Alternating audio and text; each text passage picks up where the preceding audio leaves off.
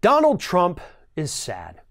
Donald Trump is sad because he's losing Twitter followers.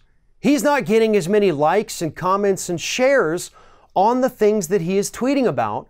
And he believes that there is a grand conspiracy taking place among social media giants and search engines in the United States to suppress his tweets. Here is what the president tweeted out on Tuesday of this week. Facebook, Twitter, and Google are so biased towards the Dems, it is ridiculous.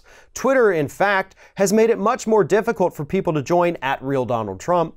They have removed many names and greatly slowed the level and speed of increase. They have acknowledged done nothing.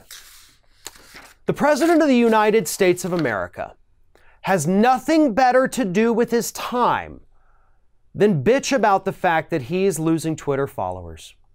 Now look, hey, I understand, bud. I get it. But I'm just some schmuck who does videos and talks about politics. You know, I like followers. I get unhappy when I lose some. But it's not the most important thing in my life. Hell, it's not even actually an important thing in my life at all.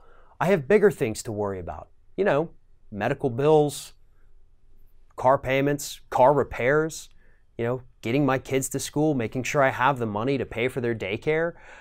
Those are real concerns that real people, not just me, but people all across this country, tens of millions, hundreds of millions of us, face every single day. But you, as the President of the United States, basically the dude in charge of all these problems that we're all experiencing, your biggest concern is that not enough people are liking your tweets and Twitter is somehow shadow banning you. And that's what you think is really important to focus on in the United States today. 30% of people in this country are delaying healthcare treatment because they can't afford it. 30%.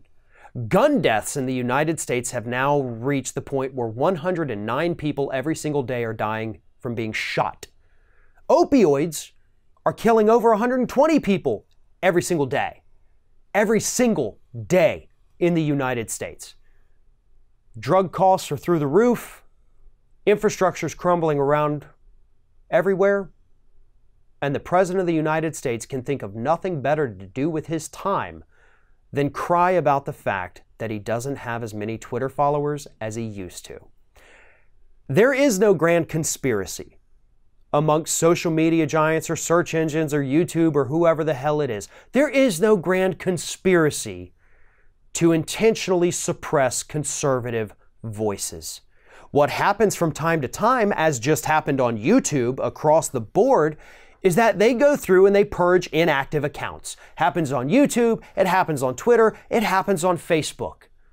If that account is no longer active, it will be purged. So sometimes, especially people with lots and lots and lots of followers, they can lose 100,000 followers in a day or over the course of a week as more and more get purged.